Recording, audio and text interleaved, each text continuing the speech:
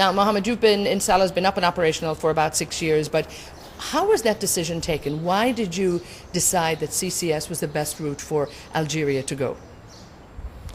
Okay, the Salah project has been decided by the partners, I mean the national oil company Sonatrach and BP in 2000.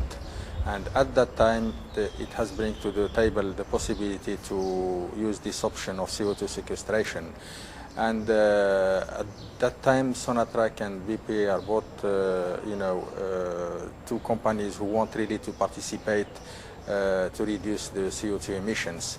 They have at that time the support of the Algerian government, and the decision has been made to include this option in the development. That was in 2000 when we start the construction.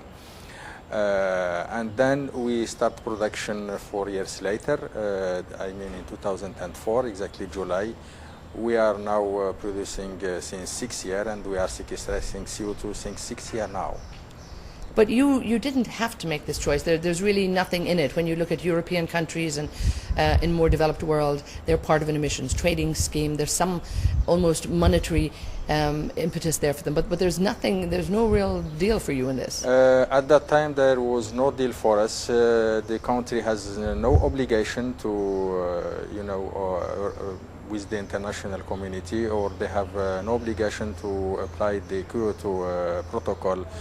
But, without the obligation for Algeria, the Algerian authorities have signed this Kyoto protocol, and by signing it, I think it was important for them at that time to show that it's not only an action of signing, but there is real actions to participate to this to the reduction of CO2 emissions. So tell me how.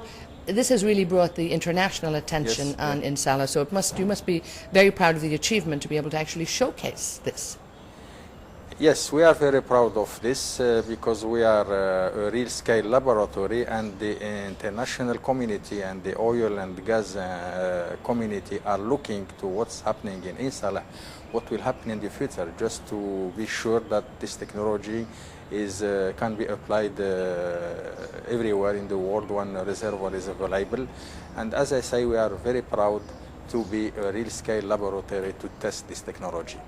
Now, of course, you've also been monitoring carefully, and you've been watching safety and just what happens when the gas is actually injected so far down. Give me a little feel of how far down you're re-injecting that gas and the processes you have in place to look after it. It's very important to understand that we have a tight reservoir, because this reservoir has contained gas since millions of years. So there is no reason for why this reservoir will not be able to contain the CO2 for other millions of years.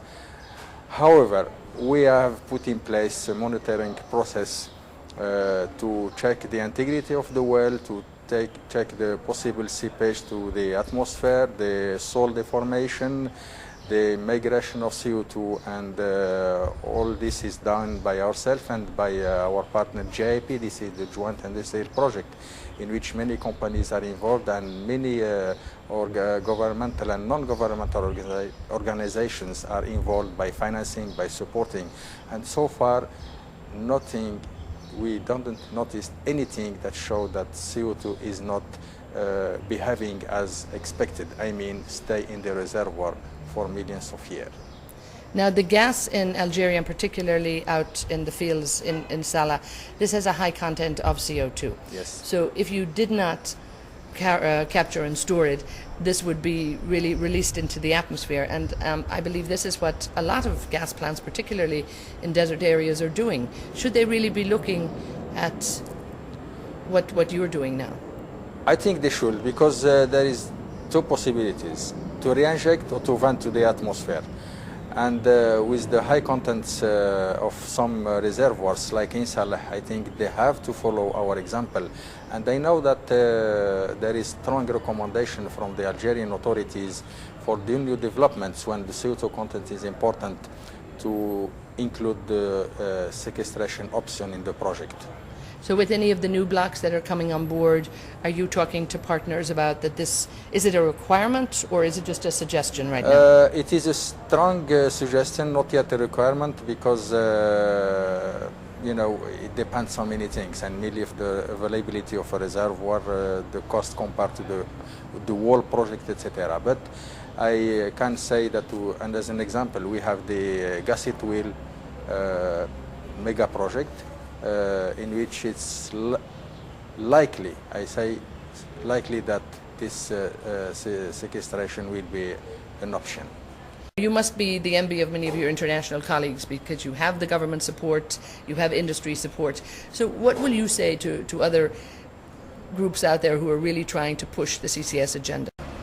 I know the challenge we have in Salah today is to explain to people that this technology is geologically doable, economically interesting, and I understand the people are resistant because it's a new technology and they need to be sure, they need to understand how it works, they need to be, they have to be, before engaging any expenses. Of course, this is money that they are going to engage. And our challenge today to explain them that this is one of the best options available. And I think the international community start to understand that I'm sure it will come soon. Now, of course, there's no monetary gain for you by doing this, but when there are emission systems in place, and we're looking ahead now to Mexico, to COP16, the Clean Development Mechanism, this is essential. I'm hearing from people that CCS be included in this. If there was a trading incentive, if there was an emissions value on the carbon, do you think this would be a great incentive to other emerging economies to get involved? I think it's important for the developed countries to understand that for those countries producing oil or the developing countries, there is no value in reducing CO2 emissions today. And I think it's important for them to be helped by developed countries to give a value to this carbon. Otherwise, they have no reason to participate. And you know that the percentage of the pollution in those countries is very, very, very low. So I think even with that, if there is significant, incentives from developed countries to give value to this carbon, I think it will encourage developing countries to go ahead and use this technology.